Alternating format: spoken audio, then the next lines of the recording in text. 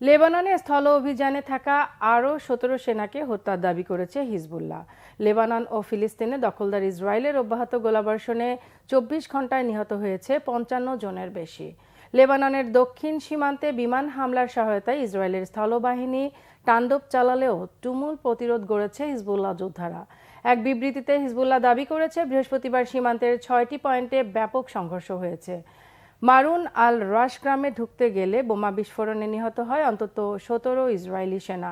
এ নিয়ে ৪৮ ঘণ্টায় কমপক্ষে ২৫ ইসরায়েলি সেনা নিহত হলো। এদিকে লেবাননের রাজধানী বৈরুতে এ যাবৎকালে সবচেয়ে ভয়াবহ বিমান হামলা চালিয়েছে ইসরায়েল।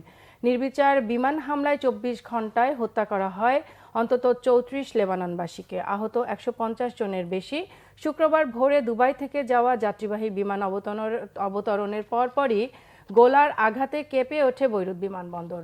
এদিকে ফিলিস্তিনের গাজা ও পশ্চিম তীরে হামলার তীব্রতা বাড়িয়েছে ইসরায়েল। হামাসের শীর্ষ নেতা আল রাজে কৌফিকে হত্যার দাবি করা হয়েছে। পশ্চিম তীরের তুল কারেম শরণার্থী শিবিরে বিমান হামলার হত্যা করা হয়েছে অন্তত ১৮ ফিলিস্তিনিকে। এতে ১২ মাসে হত্যার শিকার ফিলিস্তিনির সংখ্যা ৪২,০০০-এর কাছাকাছি পৌঁছে গেছে।